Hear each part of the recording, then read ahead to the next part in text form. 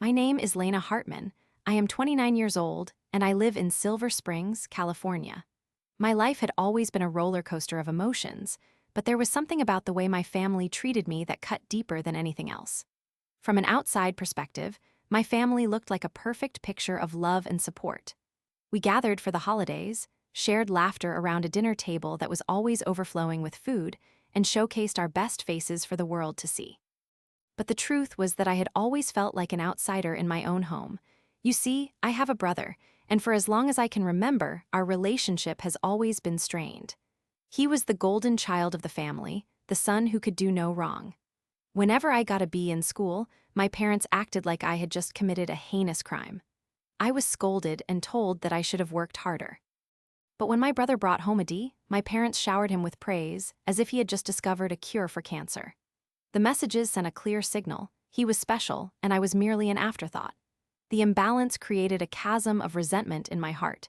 In my teenage years, this feeling festered until it became toxic. I knew I had to address it, and so I began seeing a therapist. I went into therapy with the hope of fixing my feelings towards my brother. I wanted to be free of the rage that took root in me, but deep down, I also wanted acknowledgement, appreciation, and to matter to my family. As time went on, I still did not feel recognized, and slowly, my therapy sessions turned into sessions of venting my frustrations over the unfair treatment I always endured. Fast forward a couple of years, and I came across something online that resonated deeply with me. I watched a viral trend where individuals pretended to have cancer just to see how their families and loved ones would react. At first, I thought it was terrible, but the more I thought about it, the more I realized it was a dark kind of salvation that I wanted to explore. I found myself increasingly compelled by anger and disdain for how my family had treated me over the years. So, one evening, at a family dinner, I made the decision to test my family's reaction. It was a desperate call for attention, but also revenge wrapped in a strange package. Gathered around the table were my parents and some relatives. It was the perfect setting. I took a deep breath, summoning the courage I needed to play my part, and announced, I was diagnosed with cancer. Whatever sympathy or concern I expected was delivered in the form of an awkward hush. My father frowned for a split second and then quickly shifted the topic to my brother's recent promotion at our grandpa's prestigious $1 million company. I was stunned. It was like I was invisible in that moment, a ghost haunting the spirit of familial love. I could feel the anger boiling inside me like lava about to erupt. I could not take it any longer, and I snapped, Are you serious? I waited for their gazes to meet mine, but instead, I was met with more indifference. I so desperately wanted someone to show real feelings for what I was going through, but the world as I knew it continued to dismiss me without a second thought. To my astonishment, my father stood up and slapped me across the face, sending a shockwave of anger through my entire being. That was the moment when something inside of me broke, and all I could see was red. Blind with rage, I reacted. I punched him right in the nose with the full force of my fury. I followed it with a blow to his stomach, and then, as if my heart was taking over my mind, I struck him in the jaw. I stormed away from the dinner table, flipping everyone off as I went. Once I was outside, I couldn't hold the tears back any longer. My girlfriend must have sensed my turmoil because she followed me to the car, begging me to communicate. But I was consumed by a whirlwind of emotions. My heart ached with betrayal, and I could not find the words to express my pain.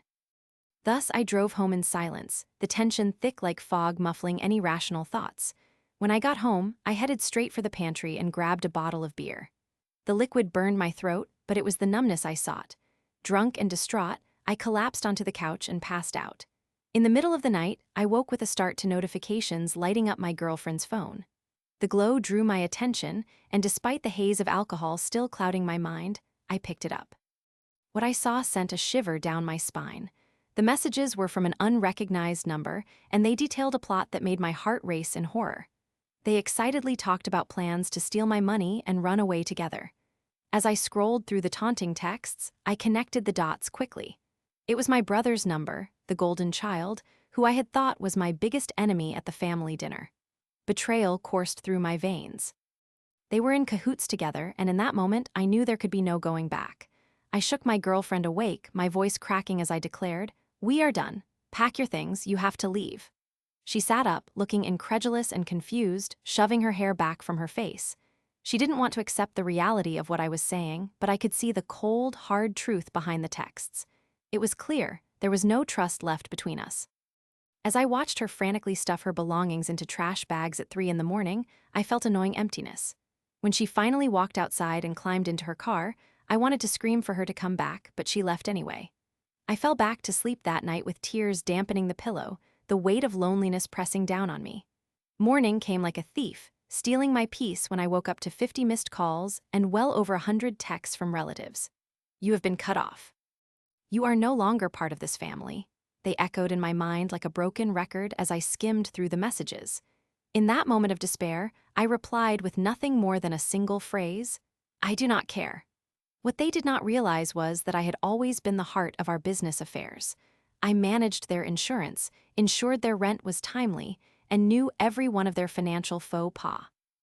Even more importantly, I had all the evidence showcasing how my brother had been embezzling money from our grandfather's company. I took a deep breath, a new fire igniting within me. I was going to turn their betrayal into my strength. With steely determination, I reported my brother's actions to the company. I compiled all the documentation, from bank statements to phone records, revealing the depths of his deceit. It was time for the facade to come crashing down. My brother did not know what was coming, and honestly, neither did my family. Weeks later, the company launched an investigation, and the news came like thunder in a silent night. My brother was fired, arrested for embezzlement, and taken away in handcuffs after pleading not guilty, while I watched the chaos unfold with a mixture of satisfaction and disbelief. The clever schemer who had always gotten away with everything had finally been caught. As for my family, they were evicted from the luxurious home where they all celebrated their carefully curated lives. The reality of their choices hit them hard. Now crammed into a small, run-down apartment, they struggled to pay rent and put food on the table. They had abandoned me when I was vulnerable, and now they were receiving the consequences of their actions. Suddenly, like a quiet whisper, the voice of resentment in my heart ebbed away, replaced by newly found strength. I managed to smile amidst the wreckage of the past, acknowledging how their betrayal had dictated an entirely new chapter of my life. I realized I did not need their validation to feel whole. This past experience forged a stronger version of myself, a warrior who had faced down family betrayal and emerged victorious. Days turned into weeks, and I reveled in my newfound freedom. I stood tall, no longer measured by the expectations of those who once belittled me. I was engaged with my passions, volunteered, and built friendships that were genuine and supportive. Life was not without its challenges, but every bump in the road became an opportunity for growth. Just when I thought I could finally put the past behind me, I received an unexpected message. It was from my brother, who had managed to reach me from jail, begging for forgiveness. He claimed he had changed and needed my help. I read his words, and while my heart sank for a moment, I was not the same person who craved approval and understanding from him. I deleted the message without a second thought, the power of my choices echoing through my soul. In the end, I realized the power of standing up for myself, and how taking control of my destiny turned the tide of my life. My toxic family and their cruelty turned the unknown into a passageway for liberation. I came out the other side not just unscathed, but blooming into a version of myself that embraced strength and independence. The lessons I learned from betrayal paved the way for resilience, and I no longer worried about being cut off from a family that never deserved me in the first place.